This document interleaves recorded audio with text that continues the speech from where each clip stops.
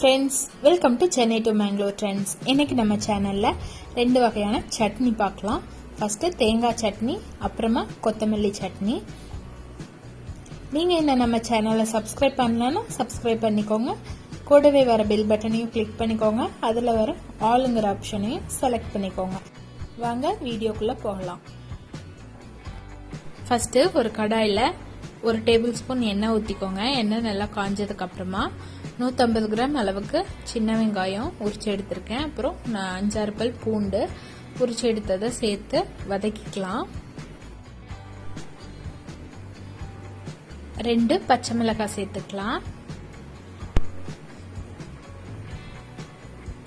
உங்களுக்கு தேவையான அளவு காரத்துக்கு தகுந்த மாதிரி நீங்க பச்சை மிளகாய் சேர்த்துக்கலாம்.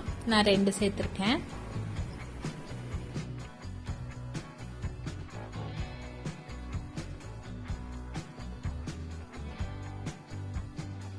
வெங்காயம் இந்த அளவுக்கு குக் ஆனதுக்கு அப்புறமா 2 டேபிள் ஸ்பூன் அளவுக்கு பொட்டுக்கடலை சேர்த்துக்கலாம்.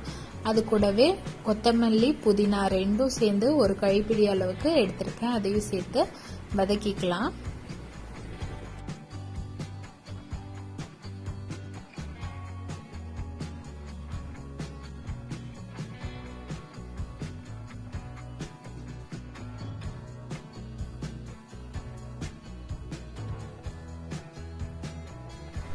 இப்போ இதுல கொஞ்சமா மஞ்சத்தூள் சேர்த்துக்கலாம்.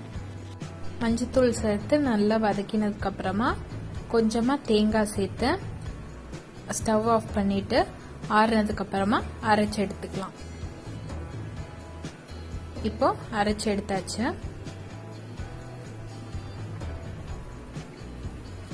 தேங்காய் சட்னிக்கு தேங்காய் தேவையான அளவு சேர்த்துக்கோங்க. கொஞ்சோண்டு ஒரு ½ டீஸ்பூன் அளவுக்கு மட்டும் சீரகம், 2 வரமிளகாய்,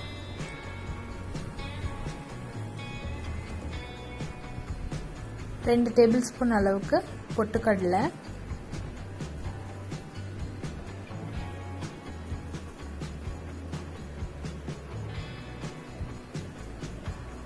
2 பல் பூண்டு,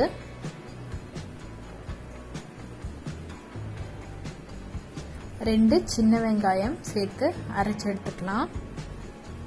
இப்போ 2 சட்னியும் ரெடி ஆயிருச்சு. தாளிச்சு கொட்டிடலாம்.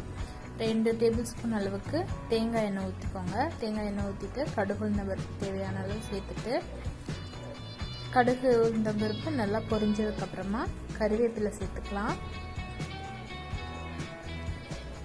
அதுவும் நல்லா பொரிஞ்சதுக்கு அப்புறமா ஸ்டவ் ஆஃப் பண்ணிட்டு கால் டீஸ்பூன் அளவுக்கு மட்டும் பெருங்காயம் சேர்த்து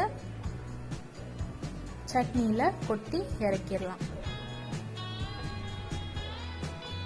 நீங்களும் இந்த ரெசிபியை உங்க வீட்டில் ட்ரை பண்ணி பாருங்க. தேங்க்யூ.